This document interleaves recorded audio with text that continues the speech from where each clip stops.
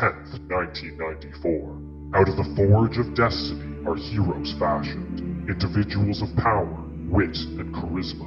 These fated characters are born into Magic through its third expansion, Legends. In Magic the Gathering's largest set to date, planeswalkers across the world had the ability to summon forth such heroes of myth as Tetsuo Umezawa, Angus Mackenzie, and powerful elder dragons such as Arcades Sabbath.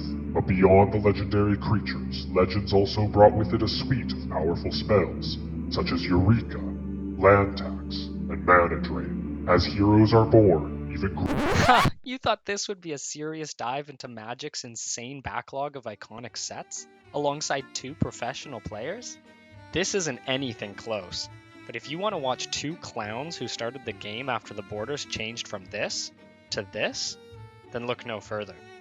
Join us as we open packs from each set, moving in chronological order, expanding our ever-growing collection and, of course, trying to one-up each other each episode. We aren't the power gamers racking up wins at your local game store. We're just a couple of filthy casuals, and this is our progression series.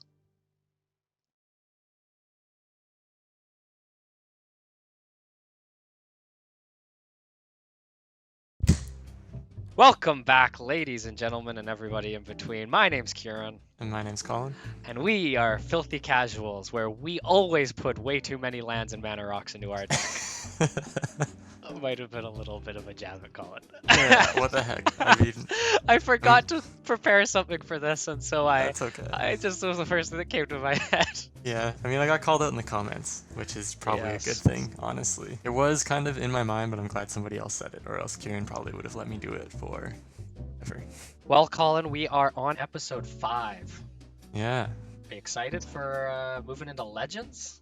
I am. I've heard mostly from my roommates that this is a set where there's good cards, good creatures, which is something we don't have a lot of right now, but there's also a lot of bad cards. Are you calling Hill Giant bad?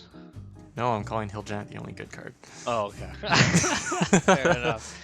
Fair enough. Well, another pivotal moment, Colin. We hit 50 subscribers this week. Right before episode 4 launched, we hit 50 subscribers. Yeah, which is very impressive. I mean, we talked about it when we started the channel, is we weren't really sure if there would be people who would want to watch us be ourselves and play Magic. I'm still not convinced that 3/4 of our views aren't from our parents and friends, but...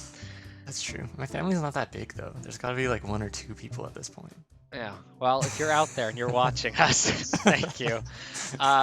We also were considering what we would do if we hit 100 subscribers, and a couple people in the comments, or maybe just one person, I don't remember, a few people, I think there was a couple people, they said that it would be interesting to see what it would look like to play Commander with the pool of cards, especially going into Legends today, which is the first time we see legendary creatures. So let us know in the comments what you think we should do for 100 subscribers. Me and Colin were thinking maybe we could stream a live 1v1 Commander game with our limited card pool. So let us know what you think about that idea, and if you have any other ideas. But I mean, first we have to double our current subscriber count. So that's true. Yeah, we got some runway. That's Collections will be big enough that it'll work. Also, if we play Commander, we should have an unlimited Hill Giant rule.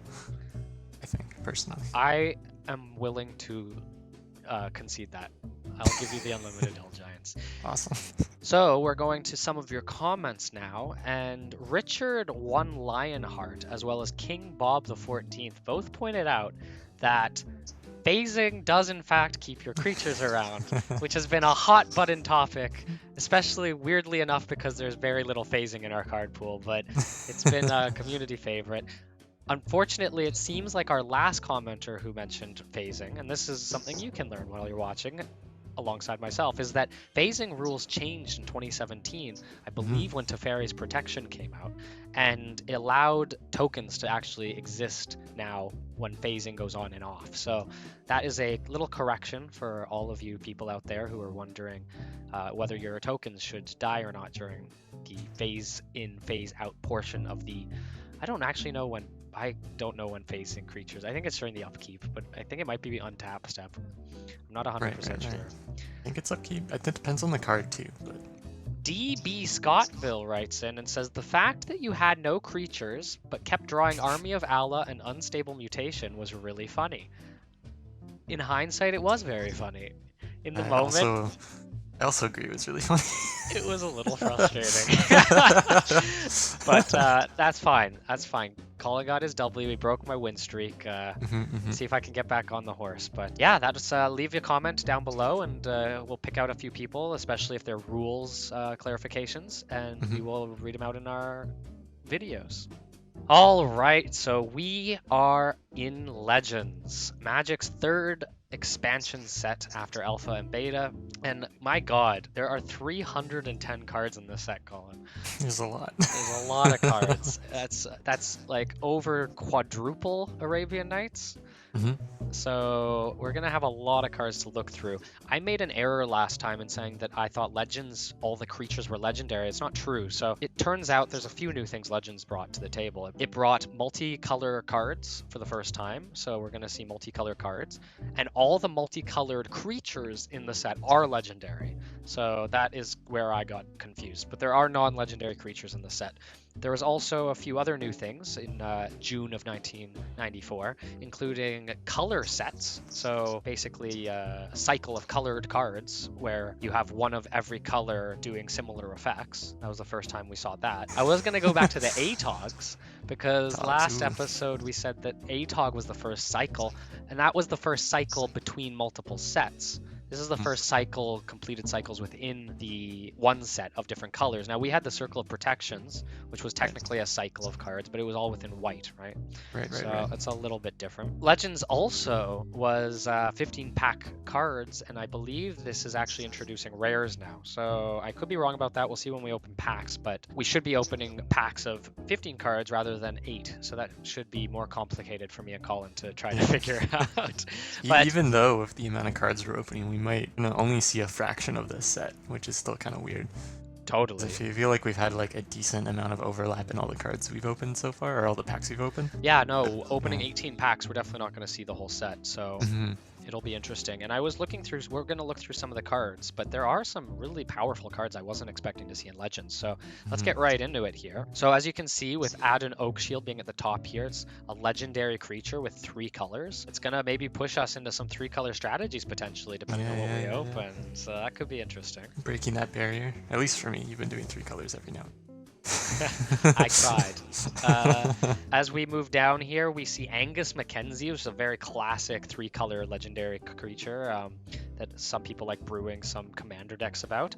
And we see Arcady Sabbath, one of the coolest named creatures in all of Magic, I think. Sounds like Arcady Sabbath. Sounds like the name of an 80s rock legend. But Arcades is interesting because fans of the lore will know that Arcades is one of the 5 Elder Dragons that we're going to see in Legends.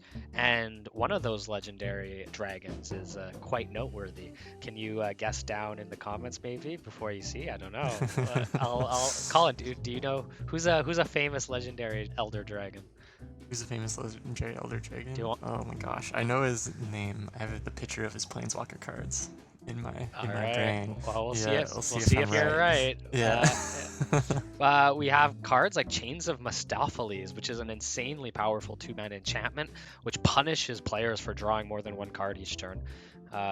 This could be an excellent card to pick up for the future when we start getting into those card drawing strategies that we haven't really seen up until this point. Oh, we have Greed. Greed's a classic. Greed. Classic card draw engine. Cheap card to put in your commander deck. Oh, Mirror Universe. Mirror Universe is another wacky card. You get to sacrifice it to exchange life totals with an opponent. And it's only 6 mana, and you can use it immediately. Yeah. That's pretty wild, actually. Yeah, it could be really good. And right below it is Moat, which is my version of what you were saying. Creatures without flying can't attack. The land-air struggle is real. Exactly. And here now this is the one I was talking about, Colin. Were you correct in guessing? It is none other than Nicol Bolas. Nicol Bolas. Nicol Bolas, the first printing of Nicol Bolas. Now, this guy looks a little different than how you might remember Nicol Bolas in Modern Magic, but this was his first printing, and he was in Grixis colors, blue, black, and red. He seems really chill. He was really chill. I think he got a think little this bit is- world domination-y, and then Yeah, Yeah, he went a little pinky in the brain later Okay. in the series. yeah, maybe getting that Planeswalker spark didn't do him very well. Yeah, built up his ego too much. A little bit. So Legends brings the Tabernacle at Pendrell Vale, which is an amazing card if we can pull it. All creatures basically have a sacrifice this creature unless you pay 1 every turn. So it's a Damn. huge tax, yeah. Oh my god, It's yeah. a very strong card in the right build. All right, so coming down, we got another legendary land with Caracas, which many Commander players might recognize. It adds a white mana, but you can also bounce a legendary creature to its owner's hand. Okay, Caracas is banned in Commander. Okay, that makes sense. I That makes sense. I was wrong. Mana Drain, fucking all-star counterspell Mana Drain. I don't know why this card got printed. It is strictly just a much better version of. Oh, you know what? I just realized. Mana Burn. Mana Burn. Oh. That's probably why.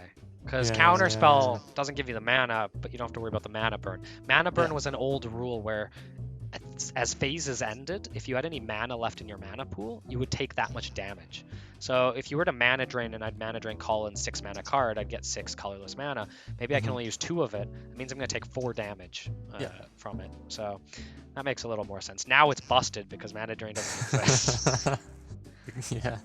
Scrolling down. Oh, Sylvan Library. Like, there's so many good cards in the Yeah. set. It's too The more bad I it's. see. Yeah, they're buried in like 300 plus cards. Yeah.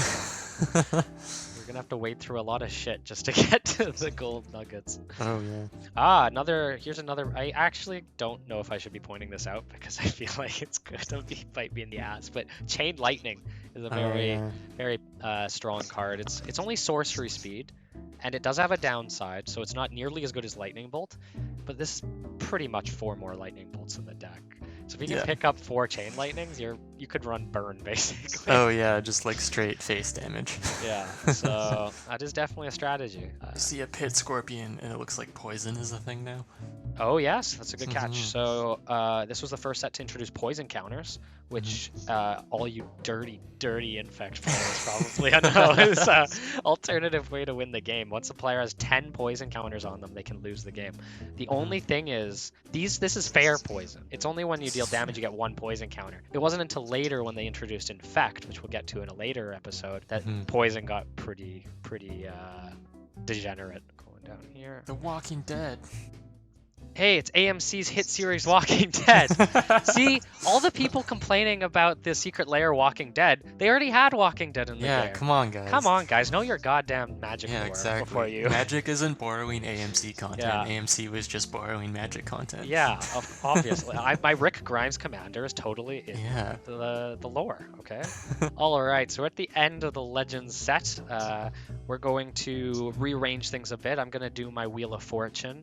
Then we're going to do our Wooburg's Wheel, open up some packs, and jump into deck editing. Yeah, Colin, I wish you the best of luck wading through this huge set. Yeah, geez. The biggest challenge yet is there's a lot of text on these cards. It's a lot of We'll see text if I on can these keep it cards. together. All right, well, we'll see you guys on the other side. Best of luck, Colin. So look. All right, so last episode, I got some flack in the comments for my deck. And you know what? After rewatching the footage, I think I got a little robbed last episode. I'm not going to lie. Now, listen, I get it. I should have had more creatures in the deck. 15, 16 creatures in an aggressive strategy, it's not going to cut it. I understand. But I feel like watching the episode back, Colin had like 24 lands and 8 mana rocks in his deck. And I'm the one who got super flooded both games. But you know what? I'm not going to be salty about it. The deck didn't perform well. I totally get it. But I feel like the strategy was correct. Or at least the strategy was viable. So it's fine though. You know what's the best part about losing? We get to spin on the Wheel of Fortune. So here we are at the Wheel of Fortune. I don't know what I'm really looking for here. There's some really strong cards in Antiquities that I didn't get. So if we could open a rare, we could maybe pick up a Mishra's Workshop, which would be great. There are a couple good uncommons as well. But and packs are always fun. So we're going to take a spin on the wheel and let's see what we can get.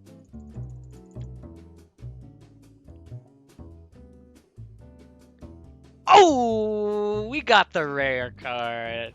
Oh, baby. All right. That's going to be good. Let's see what we can grab. All right, so we're scrolling through the rares of antiquities, and the first thing that sticks out, Candelabra of Tawnos is interesting. We only get one pick, mind you. So the first thing that comes to mind is Factory and Workshop. Workshop is just such a good card to hold on for later on in the sets when we start to see the more artifact-heavy sets like Maraudon way down the line. But let's see what else we got. Shatterstorm's good, but we already have one of those. Tetravis was nice, but it kind of underperformed. Ashnod's Altar was an uncommon. I actually would have liked to get a couple of these. I could technically grab one of these as the rare wild card allows me to get anything below it as well. But I think we're going to stick to our rares. Earlier when I was looking at these to see what was rare, Strip Mine is randomly in the middle of all these cards as a rare. So we could grab a second Strip Mine. It's between Strip Mine and Mishra's Workshop. There it is. All right, let me know in the comments, would you have gone for a Mishra's Workshop or another Strip Mine? I think I'm going to go for another Strip Mine this episode. Consistency is king, and God, I hate those Island of Walks, and God, I hate those Mishra's Factories that Colin has two of. We're going to pick up a Strip Mine, and we're going to jump into Wooburg's Wheel. Ooh, all right, time to spin Wooburg's Wheel. Hopefully, like my instinct is like red and blue right now. I feel pretty good about. Also, black is just like another powerful color. Would be nice to not have to play white or green. Yeah, I mean, I guess we can just spin it and see what happens. Hopefully, the Legends colors, we might even splash a third color, so might not even end up mattering too much. Okay, go. Spin, spin, spin, spin, spin. Doop, doop, doo. Got a red. Ooh, it's Hill Giant time, baby. Okay, we're at Wooburg's Wheel, and you know what?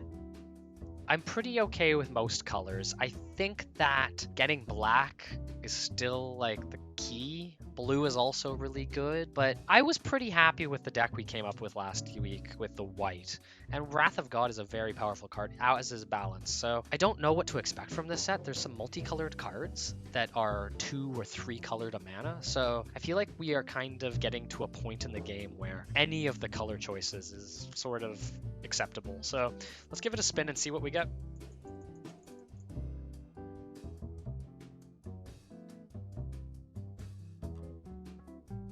Red. Okay. We just were talking about how Chain Lightning is in the set, and I could really just play a really aggressive red burn deck. But there are some other options that we could do. Blue-red Spellslinger deck, a red-black aggressive deck, even a red-green Stompy deck. So I'm going to open some packs with you guys, and let's see what we can pick up. All right, now it's the moment of truth. Out of 310 cards, can we get anything that is good red? Or honestly, anything good? Because like there are some very overpowered cards, but there's also some that don't seem that useful. Anyways, let's just hop to it and find out. Let's see what we get. Oh, interesting. I guess when you open packs, you get rule cards. So that makes sense because there is new things like Rampage and like Poison and other stuff. Slowly scroll down here. Summon Legend, I like that a lot actually. Ooh, nice counter. Remove Soul. That art is actually really cool. Kind of like exploding Muscle Man into Skeleton. All right, we are into Legends. 310 cards, 18 packs, 15 cards per pack. Hopefully we can open some of the power. Hopefully we can open a few Chain of Mistopheles, Caracas. We're going to open up some packs. We're looking to see some Chain Lightnings. We're looking to see some powerful red because that's what we're playing this episode. But yeah, let's generate these packs and see what we get. All right, so looking at this right off the bat, a Dune Oakenshield as our rare. Select one creature from your graveyard and place it in your hand. That's not too bad. That's not too bad, and it isn't red. My only concern with going 3 colors is we don't really have the land support. We didn't open a ton of dual lands in Alpha and Beta. I didn't, at least. Colin has a few. So it is a little challenging, I think, to do 3 colors. And it was another mistake I probably made in the last episode, was to try to dilute that card pool a little bit. More rules. So the rules cards don't change pack to pack, and it just touches on a few of them. Land tax, you love to see it. That's a card that will definitely be useful further down the line, even if I don't use it that frequently. More kobolds of the keep. I love it. Also, AMC is showing up with Walking Dead. All right, let's open pack 2. Ooh, Hell's Caretaker and a reset. Great pickup. So Hell's Caretaker, basically, during your upkeep, you can sacrifice a creature and tap it to basically put a creature from your graveyard into the battlefield. So it's kind of a weird, slower reanimator deck. that you can build around it, or you can also make it around a sacrifice deck. So it's a 1/1 for 4. In that scenario, it's not very good, but its ability can be quite strong if we have the right creatures in the graveyard. And reset all your lands untap during your opponent's upkeep. It's a great card if you want to play a counterspell heavy deck or a deck where you want to play spells on your opponent's turn. Going down. Ooh, what's this? Legendary land. All creatures now are upkeep cost of 1. So that's the card that Kurin was talking about, which is interesting, I think, because it could lend its hand to. Oh my god, I just saw mana drain. Whoa. Okay, so like this is interesting because I could actually play a burn deck, red, and make it so he has to just pay to even have a board. But also seeing mana drain now, like that just makes me, I think this might be like the time to go blue and really like flex the blue cards we have. And there's our first Chain Lightning, as well as Active Volcano. 1 red mana, destroy target blue permanent or return target island to its owner's hand. That could be really good anti-blue hate, but Chain Lightning, we like to see it. If we can get 4 of those, then we'll be able to play it alongside 4 Lightning Bolts and burn Colin out of the game. All you red aggro players out there probably love to hear that. Ooh, Land Equilibrium's good. I think that's an interesting one, especially like, if you're getting mana screwed, it basically ensures that the other person is also getting mana screwed, at least at the same rate. All right, that is Chain Lightning number 3, I believe. We are loving to see that. This card is, what is this? Glyph of Destruction. Target wall gains +10/+0 when blocking. I'm trying to think of a way you could like break this and swing in, but I don't think there is. But +10/+0 is a very unique effect that I don't think we see a lot of in Magic. Spinal Villain, 3 mana, 1/2 tap, destroy target blue creature. Holy shit, that's really good. Especially like if Kurin ends up playing blue. Definitely need to sideboard that. More Chain Lightnings too, I can already see down here, which is pretty cool, but I'm not too sure what this Blacksmith does. I'm honestly not seeing a lot of multicolored cards, or legend cards, that I'm really interested in. Alright, next pack, what do we got here? Ooh, what is this? Arena of the Ancients. 3 mana artifact. All legends become tapped when it comes into play. Legends do not untap as normal during the untap phase. Interesting. So this is kind of like a City in the Bottle type effect to hose legends, the set in particular, since there's so many legendaries. This also screws over legendary lands, which could be really big later on. So something to keep an eye out on. Oh, I was about to scroll through this. First of all, I missed this sick art on Horror of Horrors. Second of all, I missed our land tax, which is amazing white cards. So, you know what? I think the game is trying to tell me that playing white last episode is trying to reward me for being optimistic about it. Greed, you love to see it. I think I have Greed in one of my commander decks, but it's nice to see that there's like more draw effects. It'll help speed up our games a lot, obviously, but also, it's kind of interesting to see all these good black cards coming in, because I feel like Aaron is definitely probably going to play black if he can, because that's probably his strongest color from what I know. Ooh, Caracas. Okay, this is actually quite good. If we can, another white card that we're happy to see. This could really hose him if he's playing legendary cards. Just keep bouncing it to their hand every turn. Nice. Got more Spinal Villains. Those are very grotesque cards, but I'm liking them. Oh my god, we got Jetted. Yeah, no, there's no particular reason I like this card other than it's like a beefy cat, and the description is pretty cool. Oh my god. What is this? Oh my god, that's so funny. His head looks like one of his muscles. He may as well not have a head. He may as well just be pure muscle. Ooh, we got our first Elder Dragon Chromium. Flying Rampage 2, pay 3 in your upkeep. It's pretty solid. It's our first Elder Dragon, which is kind of cool to see. I have a feeling we are not going to play it. It's nice to have it on the roster nonetheless. Alright. Another red rare. We're getting very lucky in our colors here. Cavern of Despair. 4 mana, Enchant World. Another new thing in the set was Enchant Worlds. basically, I believe you can only have one of them on play at the same time. So the world enchantment super type is when a world permanent enters the battlefield, any world permanents that were already on the battlefield are put into their owner's graveyard. It's a state-based action, which basically means it happens immediately with no reaction. And so it means if Colin was to play a world enchantment and I was to play a world enchantment, whoever had it on before would have to sacrifice theirs. So that could be interesting if he's playing world enchantments. And Cameron Despair is a 4-mana world enchantment. All players may attack with no more than 2 creatures each turn and block with no more than 2 creatures each turn. Yeah, it's not bad in like a weird Jeskai kind of control package. It might be useful. Honestly, I'm pretty happy with what we got. We didn't get that many Elder Dragons, but we got some interesting cards. I feel like the Legend set for sure is like one of the stronger ones so far, or like if not the strongest one. It really feels like, you know, we're starting to get these more interesting interactions instead of just rolling out Hill Giants and hoping for the best. I guess we'll go to deck building and we'll see. Alright, we're getting into our Oh, that was our last pack. Oh no, we only got 3 Chain Lightnings. Well, I guess that's just the way it goes, isn't it? So, alright, we're going to take these cards into the deck building and see what we come up with. We've got 3 Chain Lightnings, we've got 4 Lightning Bolts, we've got some Rook Eggs. I think we can play an aggressive deck. If we do, I don't think this episode is going to be nearly as long as last, but let's see what we can come up with, and maybe I'll try to brew something spicy for you guys, but I'll see you on the other side. Okay, so we did end up going blue-red finally, so we can use those beautiful blue cards. Ancestral Recall coming out, all our Mock Sapphires are doubly more useful now, and so that's very exciting. And I guess the premise of the deck is pretty simple. It's using Fireballs, Disintegrates, Chain Lightnings to blow up Kurin. Either hit him in the face, clear the board, get some sort of edge, but this is a very direct damagey deck, so hopefully he's not running too many like 4 toughness creatures and stuff, and we can get around that. I did go down to 20 lands, so thank you in the comments for bringing that up. It's good to like reaffirm that going forward.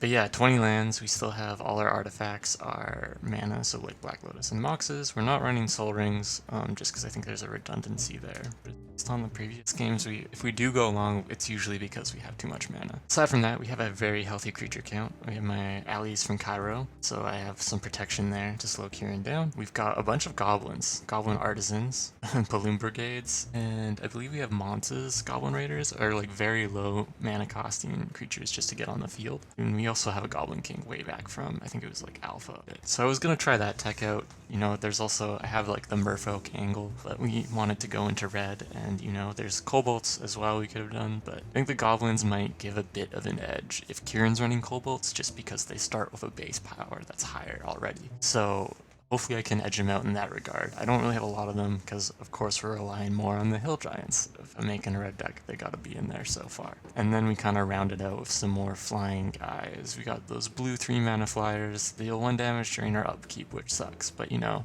so 3/4 flyer, we can probably be aggressive with all the removal and direct damage to the face. We hopefully won't be on the back foot much with the board, so by the time these guys get out, we can really start to push that advantage. And then we have like Shivan Dragon, which is, you know, our big popper, and yes, Rock Hydra, which is another X oriented creature. So yeah, just trying to take advantage of our mana states, because we have lots of mana, so X spells seemed like a good idea. And then we have like some creatures to bridge the gap. The Troll just is a 2/2 that regenerates, nothing really fancy, but the Time Elemental is one we opened in Legends, and I think it'll be interesting. It's pay 4 tap, return target permanent to its owner's hand. Cannot target permanents if enchantment cards played on them.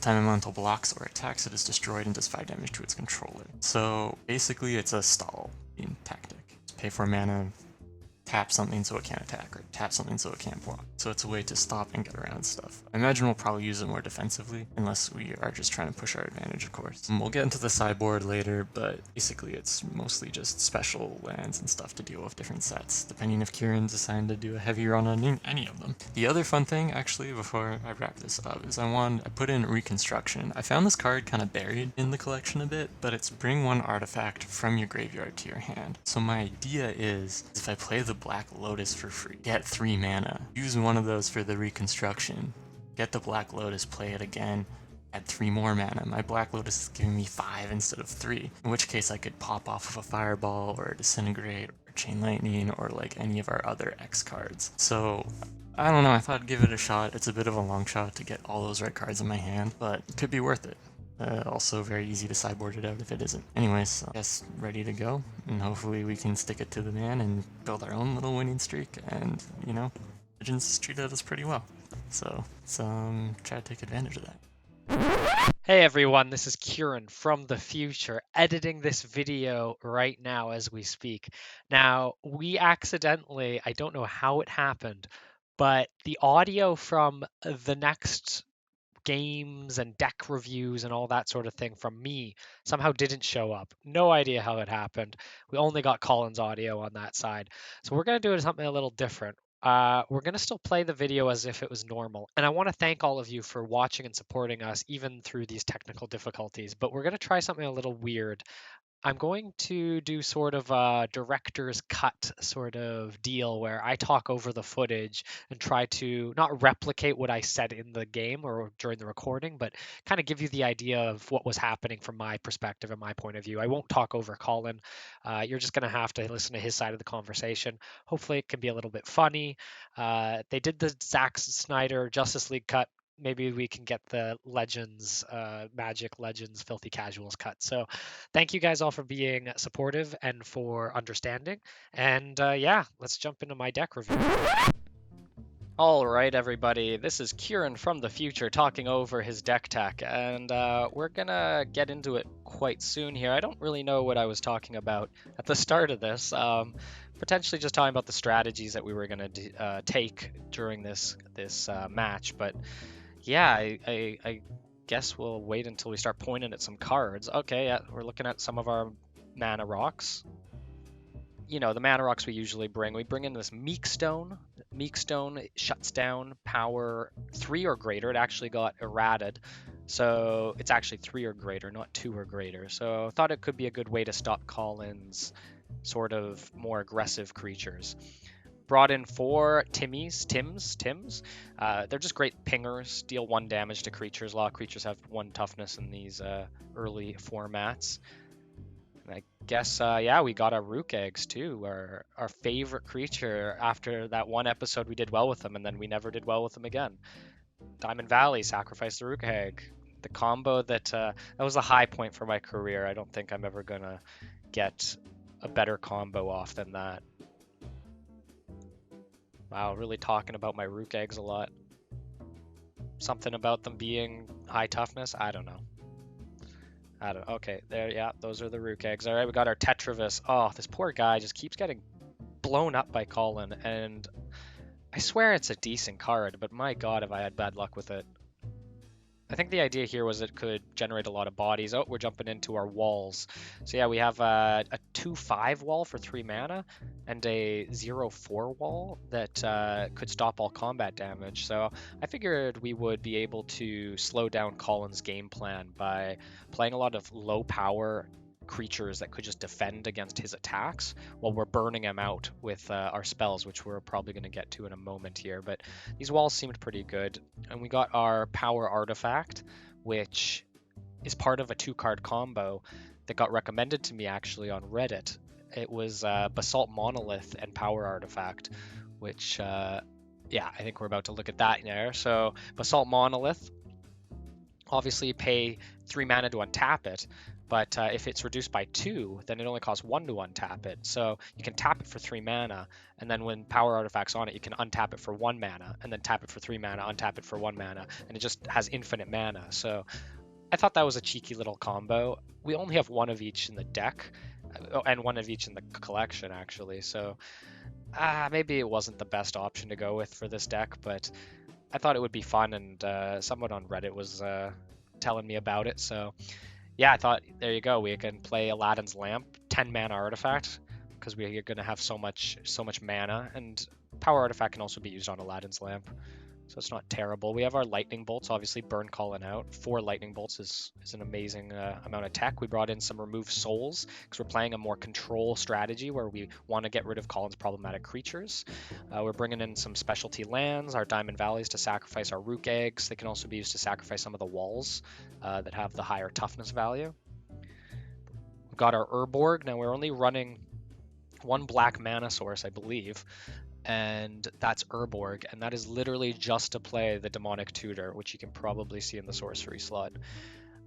It is probably my own downfall that I keep wanting to do 3 colors, but I digress. We have our Urza Tron lands.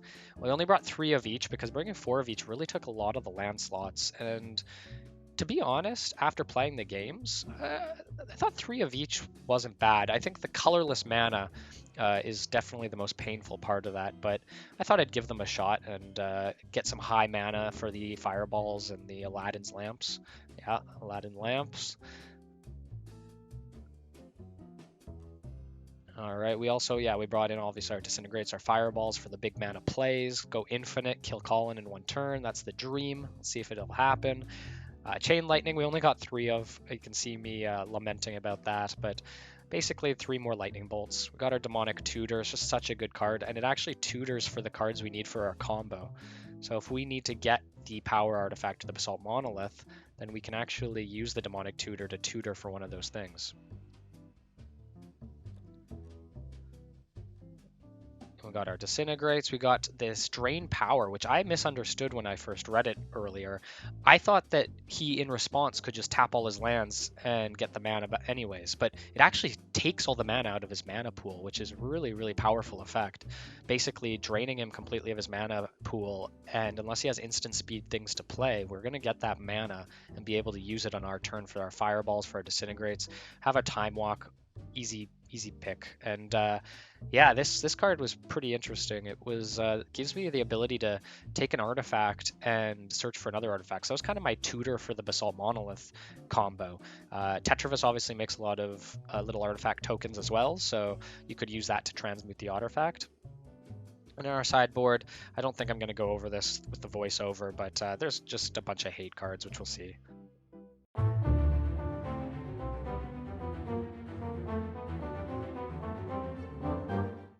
All right, we're into the game now.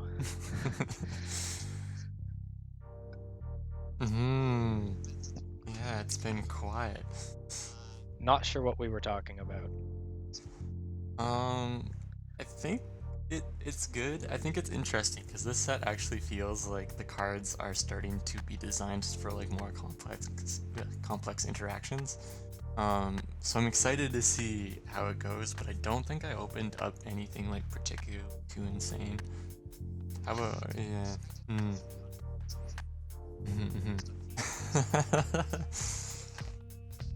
Oh yeah.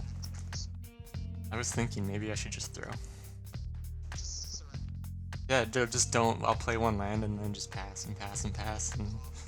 Oh, I really wish he had done that. Honestly, that would be justice. That would have been a lot easier on me. I think we were talking about what cards we were opening at the start. Oh my god. Just me and Colin being fools. 5. Ooh. Right, we're rolling for the game. Draw hand of cards. Interesting. Oh, I was excited. I guess you decide first. I had Urza in hand. Yeah. Let's do it. Or I should say I had Tron in hand, so I was pretty hyped. And I had the demonic tutor. Oh no. Untap, upkeep, draw. Moving to main phase 1. Ourselves into some trouble. I will play a mountain and a mock sapphire, and then pass turn D. Mox is never good to see. Are we playing the same colors? We were playing the same colors, in fact. Okay, interesting. So I am tap, upkeep, draw. Draw a mountain. I like to see that. Allows me to go into my red plays. Okay. I decide not to go into Tron too quickly because now that I see he's playing red, okay. I want to hit him with the chain lightning before he can ricochet it back to me. Alright. 2, take 3. Untap, upkeep, draw. Main phase 1. Gotta double check the mana cost because it's so hit. I will play an island. And then I'll tap 3 mana. And play Sarah Deep Efreet. And we'll go to the end step and pass it on over to you. Oh yeah. It's gonna be just like Shazam. Shazam! I really hate this Efreet. Oh man, 3/4 fly is really hard to deal with. I draw another Urza land though, which gives me a lot more mana, and I throw down the tower. Now, I decide to go into the wall just to put in some ground defense. But it's not going to deal with that Efreet. Interesting. So if it's a wall, it has defender. Okay. Gotcha. Also, that art looks really cool. Right. Tap, upkeep, draw. Oh yeah, sorry, main phase 1. It's on upkeep, right? I think we'll just start by going to combat and swinging in for 3.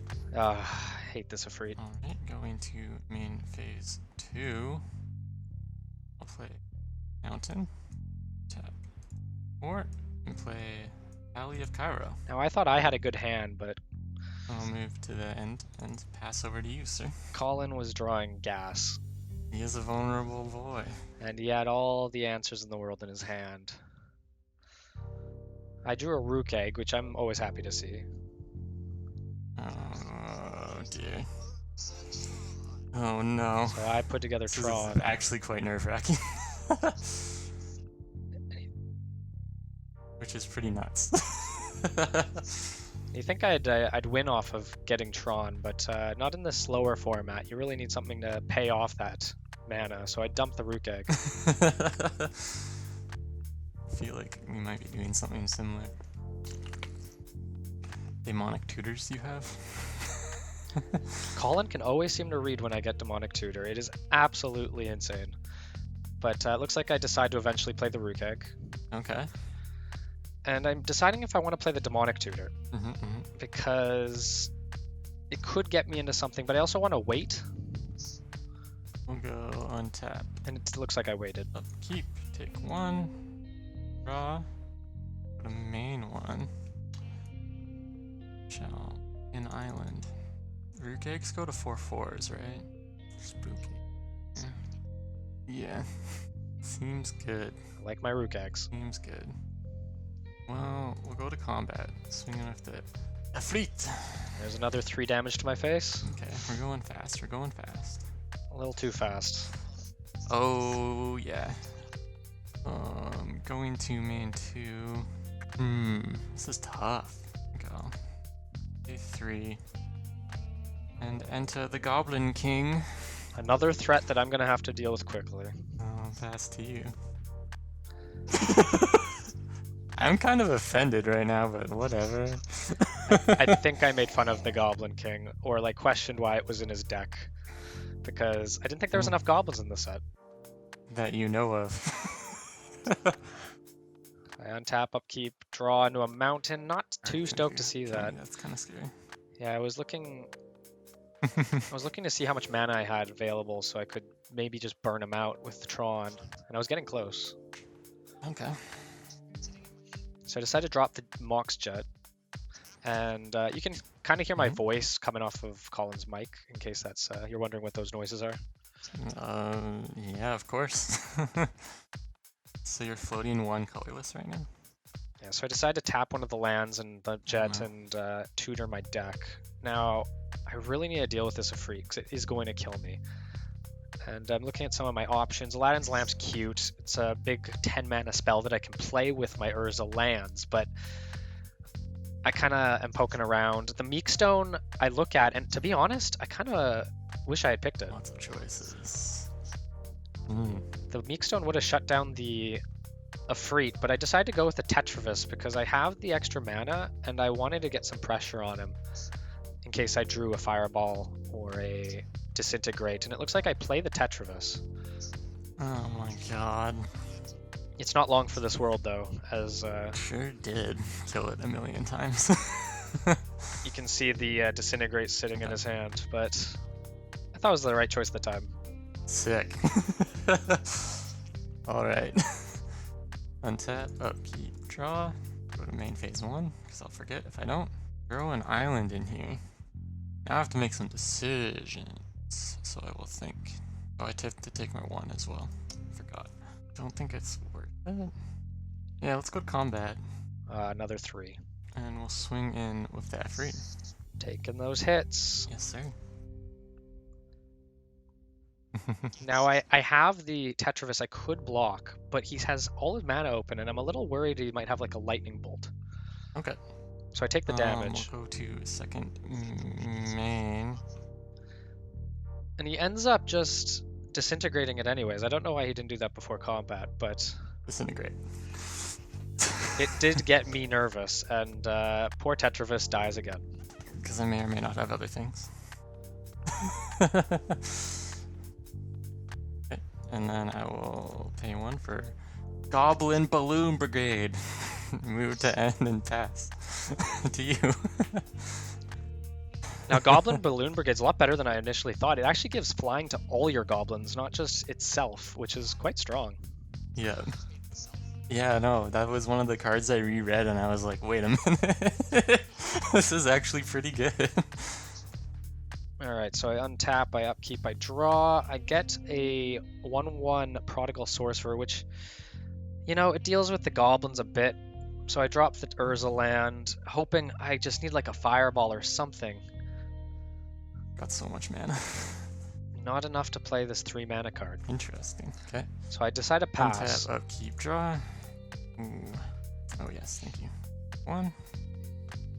I mean, I can force the issue. I realize now I had no blue mana. I'll have to go to main 1. A second Mox Sapphire. Just casual second Mox Sapphire.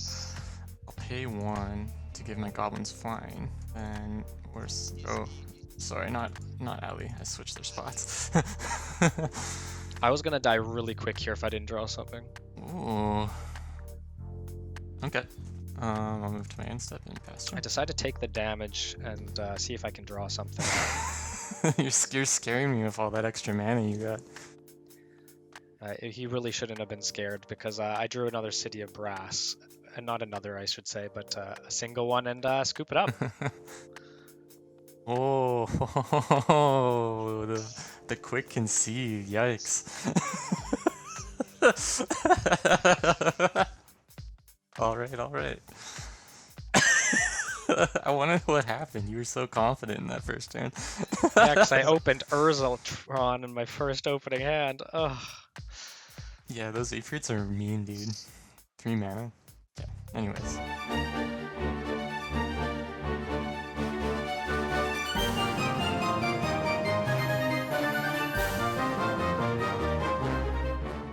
Okay, so that was a weird game because Kurin seemed super confident out the gate, so I'm kind of wondering what happened. In all honesty, we didn't really get a lot. Well, we really didn't get to like see a lot of like what his deck was. It was just like getting a lot of land and red, so I can assume he's trying to burn me down.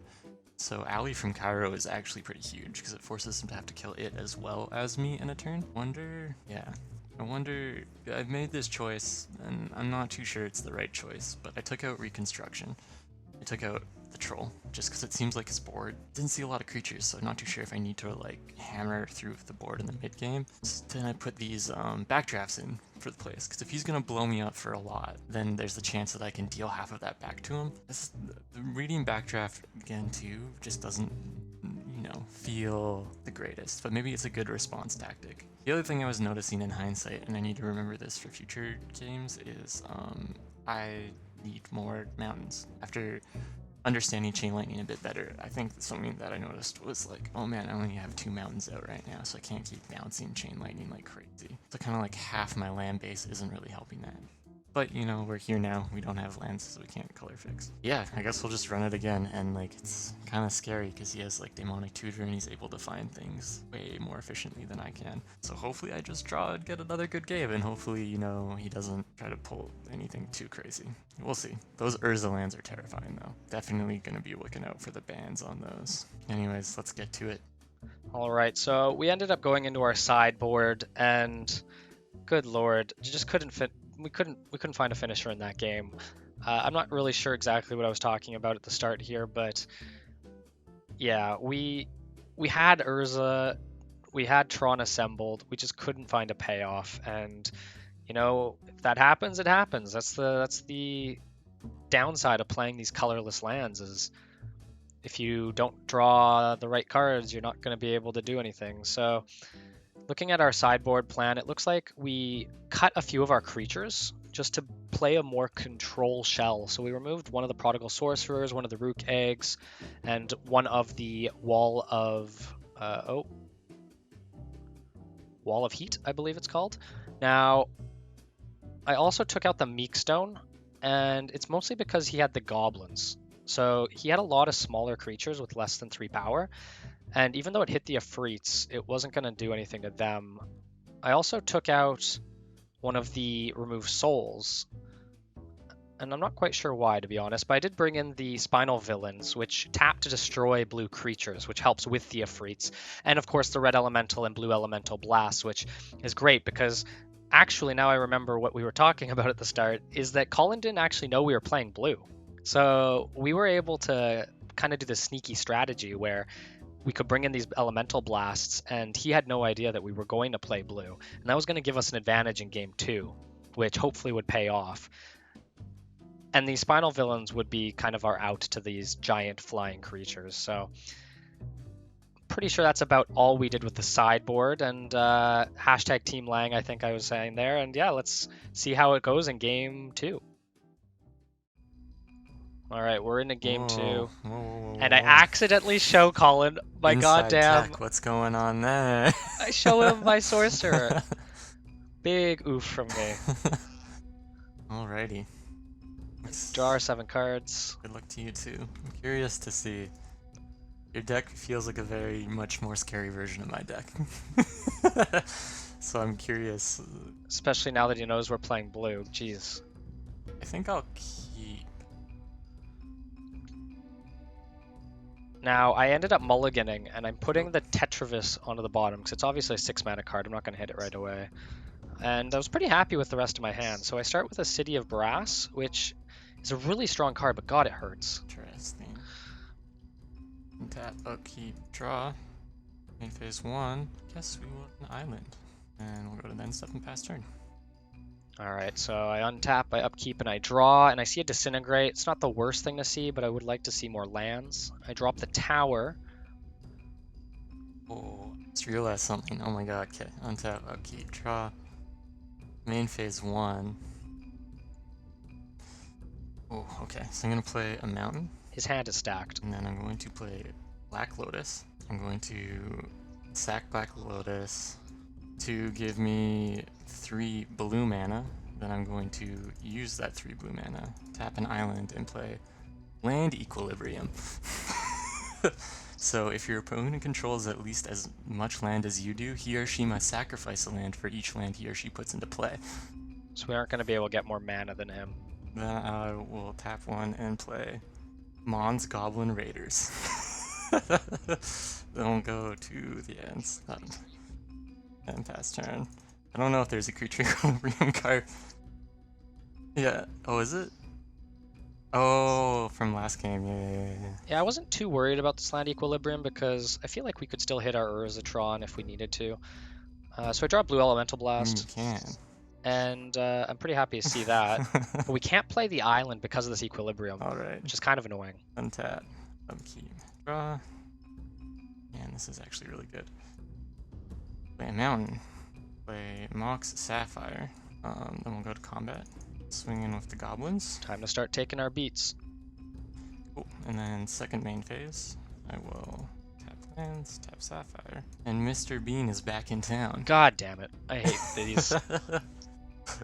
We'll go to the end step and pass turn. Just when you think there's not going to be a hill giant in your game, there's a hill giant in your game. I decided to lightning bolt it. Get rid of it early. It's 1 lightning bolt down. You're running lightning bolts and chain lightnings? Damn. Gotta put in all those burn spells. Yikes. So we upkeep, we draw into another lightning bolt, which is nice to see. Played a island. Whoa. Okay. I mean, he really should have known we were playing blue by now. Why do our mirror matches always go so fast? Yeah. I got red. Really? Okay. Interesting. Yeah, we're just talking about what we pulled on God. the Ruberg wheel. So do you just have the Mox Jet in there for your Diabolic Tutor or Demonic Tutor? Yeah. Wow. You're damn straight. I guess it's good. Like Demonic Tutor's really good. I think it's worth it. I think it was worth it too, but in hindsight, I don't know, maybe not. Anyways, we're tapping 3 mana here, playing our Prodigal Sorcerer. Oh no. Can kill his Goblin, ping it down for 1 damage. No. Crap, that's not good. Untap, upkeep, draw. It's on. It's a good question. I see that Hill King is Giant in his hand. problematic, man. I guess continuing my turn here then. We'll go to combat and we may as well get in there with the Raiders because they're not going to last much longer. He's not wrong. Then I'll go to second main. Here comes Hill Giant number 2, I'm sure. Or a Hill Giant. Yep, there it is. And then I'll pass turn. Thankfully, we drew that other Lightning Bolt, so we untap, upkeep, draw another Lightning Bolt. So not too upset about that, but we don't have a red mana source. So we're taking damage every time we tap this City of Brass. But we decided to take out his Hill Giant. The Hill Giants. 2 Hill Giants down. We had to keep him off the pressure of those 3/3s. We just didn't have the blockers to deal with it. Okay. And decided to ping off his Goblin while he's kind of tapped out. Alright. Untap, up.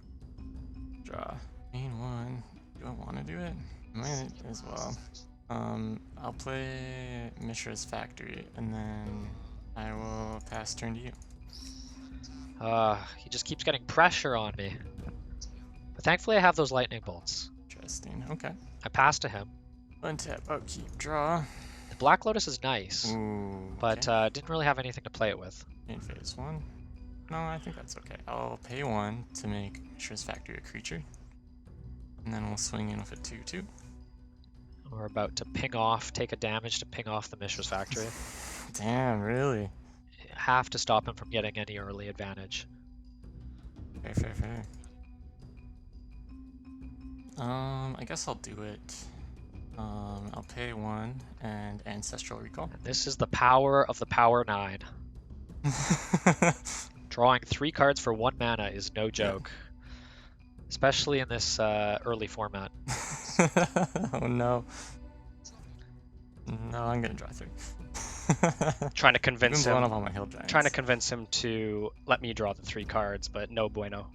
Okay, what can we do with it? I mean, I guess I can play it. I'll play Mox Sapphire, and then we will tap 3 to play Time Elemental, and then I'll pass turn to you. I got a bit confused because I thought Blue Elemental Blast would be able to deal with the Ancestral. Oh, it is any target.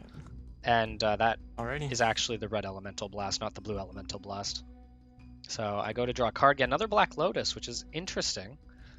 But I'm starting to feel the pressure from him, and so I have to take another damage from the City of Brass. But I decide to go in on a Disintegrate to try to take out this Time Elemental. Oh, sorry. It gets exiled, not Graveyard Colin. Damn, we're getting rid of a lot of burn spells here, Kurin. Untap, upkeep, draw, in 1. What are the chances you would... This is, okay, so I would want to play it. And then, that... Which ones do I wait? You know, I don't know. I'm in this weird spot where can't really get a ton of lands out. Urzatron might not be possible if I don't play lands. Because of his enchantment, obviously. That could stop me. Or it can be, but then you won't have any colors. Either that or I take 1. I'll do it, why not? Pay 2, or sorry, I'll pay 1. And Chain Lightning. And there goes my Sorcerer. But I ping him in response. And then I will pay 2 to have it deal 2 to your face. That's how it works, right? Either of us can do it? Nope, that's not how Chain Lightning works, unfortunately. Oh, got you. Oh, okay. I see. And I misunderstood this card, of course. Alley of Cairo, and then I'll pass turn to you. That Alley of Cairo. So annoying. Keeping him alive. Now, I draw Soul Ring, which again is good. We're getting big mana, which and we have the Fireball in hand. Interesting. Yeah, here we go. The grind starts. So basically, I'm just trying to stall out as long as I can to get that Fireball off. I think I'll just pass the turn to you. Because if we can get a huge Fireball off in his face, we could just win in 1 turn. So we draw a Mox Jet, which kind of helps our plan. But we don't have any creatures. Great, here we go. Thankfully, Alley of Cairo is 0 power. Draw. I'll pass to you. Yeah. Oh, man. Yeah, just passing back and forth. And I draw a Remove Soul, which is great to have in hand. I know. Alley from Cairo's a goblin, right? It's definitely not a goblin. Damn it. Untap, upkeep, draw. I feel like you must have tons of removal. But Colin gets his counterspell in hand, which is going to be a problem for me. I mean, it doesn't seem like you're drawing land, or else you'd be playing it. So maybe it is in my interest. Pass turn to you. So he passes it back to me, and I'm just hoping to hell that I can draw some more mana or something to deal with his Alley of Cairo. I get a red elemental blast, which could be good to counter one of his blue spells. Would have been nice to hit that ancestral recall earlier, but alas. Oh my god, here we go. Untap, upkeep, draw. Trying to think now, because you're playing blue, you probably have counters as well. I'll pass turn to you. Or maybe I don't have counters and I want you to think I have counters. He definitely had a counter. But it was a good bluff nonetheless. No comment. So I draw a Rook Egg, which is actually not the worst draw in the world because it's at least a blocker if he plays a creature. Interesting. And I was waiting anyways to play the Fireball. I didn't have enough to get him, so I'm happy to draw creatures. Untap, upkeep, draw. In phase 1. 1, 3. The Goblin King. See, there you go. Rook Egg can block that. And pass to you. Oh, whoa, okay. Now, I decided though to preemptively deal with this, so I ended up countering the spell. It isn't the first counter if you heard me try to say I that. think so. I do have a response to that. Pretty sure we had counters earlier in the Filthy Casual series, but this is definitely the counter to counter. Power Sink unless you pay 1. Definitely the first time this has happened. Trying to kill my king. Get out of here. Yeah, I'm pass turn, yeah. Classic control matchup. We draw an island, which again, we're just hoping to get mana for our Fireball, so it's not terrible to see, but want something to close this game out as soon as possible. Untap, upkeep. I'll play Mishra's Factory. And that is not going to help our plan. So, question. If Mishra's Factory is a land and I change it to a creature turn 1, does it still have Summoning Sickness? It does have Summoning Sickness. All permanents that enter the battlefield, even if Nice. they're not creatures, technically do. Right. Okay. Then I will pass turn. So we go and tap, upkeep, draw, and I draw Basalt Monolith, which again just kind of helps our Fireball plan. So, Spooky. and I'm also kind of hoping for that combo to be able to go infinite mana like we saw in the deck tech. It's a long shot, but you know. Okay. God, Urza Lens are just so powerful. It's getting a lot of mana. Tap. Draw. Happy to see Colin drawing lands, Go to combat. but he does have that Disintegrate in hand. See what you got. I'll pay 1 to make Mishra a 2/2. Swing in with the Goblin King and Mishra. Assembly line worker is what it is? Yes, assembly worker. So he's starting to put some pressure on me. I only have 12 life. And so I'm debating whether I should use the blue Elemental Blast, but I ended up just blocking with the Rook Egg and taking the 2 damage, I believe. Okay. Go to second main. Is that? Oh, it's until end of turn. I will play another mountain. It's turn to you. Now Colin is starting to get the tools he needs to be able to blow me out in 1 turn. I do draw the Chain Lightning, which is nice to see, especially if we want to burn him out quick. It's 1 mana for 3 damage. This Obsidia Brass, though, it's probably done 4 or 5 damage to me over the course of the game. And so I decided to play the Chain Lightning, and I can't remember what I target here. Oh yes, my own Root Egg. Big brain 200 IQ play. Colin's thinking about it, and Yeah, it'll resolve. the cheeky bastard was trying to bluff me as if he had a counterspell. The birds are back. The caw. Untap, upkeep, draw. Curious. He's getting more mana, which again, we're kind of playing the same strategy right now, and he's getting close to being able to blow me I out. know, yeah. I should move to main 1. 4 in hand. Actually, he has I guess enough. you couldn't chain it. Well, you had the Black Lotus to chain it. Curious if I just like go for it.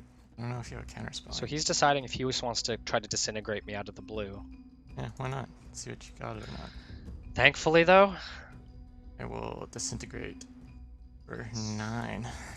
thank goodness I kept that blue Elemental Blast in my hand. Otherwise, I'd be dead right now. Okay. Is it just destroys? Yeah. Okay. And then I will pass turn there. So we draw into another Chain Lightning, which is fine. We like to see that. And we have a 4/4. So we can start hitting in the air.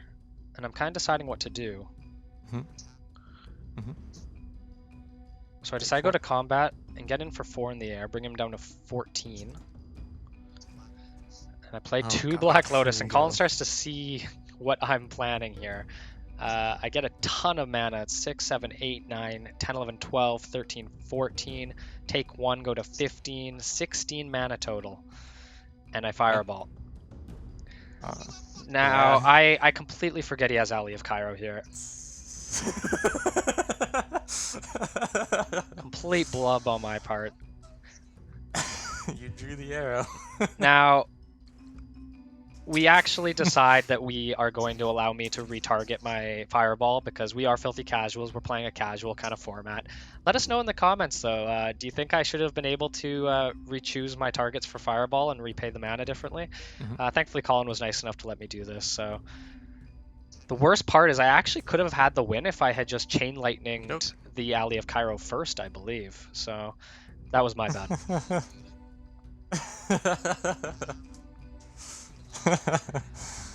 Untap. Upkeep. Draw. I play Alley from Cairo. And there's another but this time I do have the Chain Lightning. You are taking 2. Going to combat. Swing in for 2. Mishra's Factory hits me for 2 damage. Go down to 6. Pass to you. Can you kill Alley? Thankfully, I can kill Alley. And that is exactly what I do, is I drop a mountain, finally getting off of the brass damage red mana, and kill the Chain Lightning before going in with the Rook. Yeah. Colin considers his power sink. No, I think that's game. But he doesn't have the mana for it. 2, 1, 2, 3. Yeah, I can try to power sink it, but you would just pay the cost. So yeah, it's game. Oh, that was tense. I end up lamenting. I feel really bad about the Fireball misstep. Even though we're playing casual, you know, it doesn't feel good to punt like that. And I try to make excuses. Like him playing the cards in the last episode that weren't allowed. But it's true. We end up moving to game 3.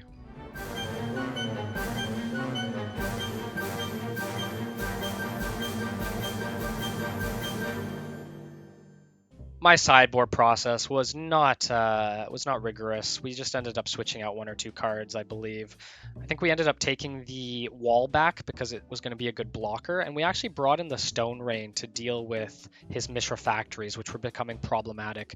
I also decided to remove some Chain Lightnings because I don't know why I kept them in for game 2, but he is playing red, and so we're kind of at a disadvantage doing it, and we already have the Lightning Bolts. So we brought back the Remove Soul, which was probably the right move to do in the beginning. But with that, we're going to move into game 3, see if we can take Colin out even without cheating with our fireballs. All right. So that was interesting. Kieran's actually playing blue, so that's great news for us in some ways, because sideboarding stuff is pretty easy for that. Spinal Villains, they're gonna be probably pretty disgusting. Yeah, I added the Spinal Villains. I took out some of the goblins because now he can just blow them up so easily. The only 2 goblins I did keep were the Balloon Brigade and the Goblin King, because they still kind of synergize a bit together, and there's also Mountain Walk and Flying, so like it'll work well against his red deck. I still think keeping the backdrafts in is really interesting now, especially if I have the Alley from Cairo out and he has to hit me in the face. Having a backdraft in that instance would have won us the game. The other substitution I made is I did misunderstand Chain Lightning. I thought we could bounce it back and forth, which makes Chain Lightning way better for him because it kills his root kegs. But I took 2 of them out as I added in the Shatters, because I noticed if he's running Basalt Monoliths, he's running Soul Rings, he's running Moxes, you can just axe him out of black mana. That would be awesome, because then you can't diabolic tutor, so these might end up being more worthwhile. And it does seem like I am controlling the board more. He has tons of burn spells, so if I just throw creatures on the board, he has to use them on the creatures, thus making it harder for him to kill me. So I think you know, I don't necessarily need those chain lightnings as much because we'll just bounce back and forth. And a lot of my creatures also just die to the chain lightnings, like the hill giants and everything. So it's a close game. It was very tense. I'm excited to see where the next one goes, and it is pretty funny that we're basically both playing the same deck. I would give him the edge though. He definitely has the way bigger mana base, which is terrifying. I wish I put more counter spells in. I feel like that maybe would have been good. But yeah, we'll see how game 3 goes. I'm excited. This is a lot more fun than last episode. So yeah, we'll see you in the game. All right, so we go into game 3 here. I'm still feeling bad about the fireball.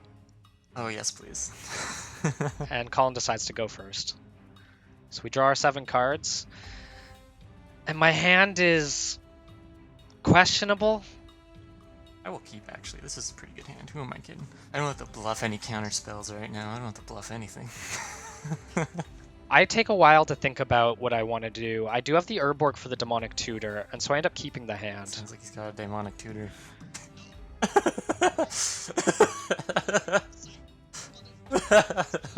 He seems to just always know when I do. Alright. Tap upkeep main phase 1. Let's kick it off with a mountain. And pass turn to you. In hindsight, I probably should have mulliganed this hand. It was a very risky keep, but I figured the Demonic Tutor could go into the lands if we needed to. So we drew a power plant, and I decided to throw one of them down. Cool. Tap upkeep. Draw. Phase 1. Interesting. I'll play an island and then pass the turn to you.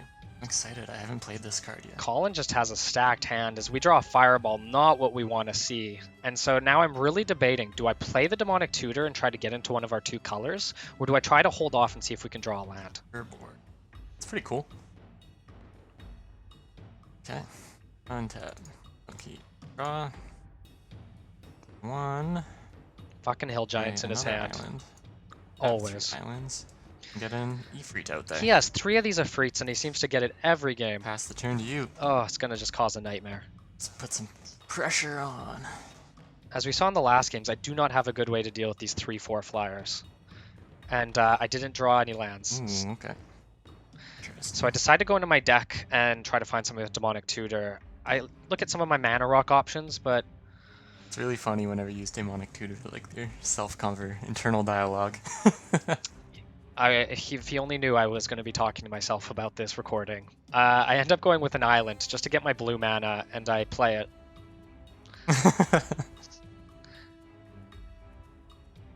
Now, should I have gone for a mountain? Upkeep, take a damage. Maybe. Draw. Interesting.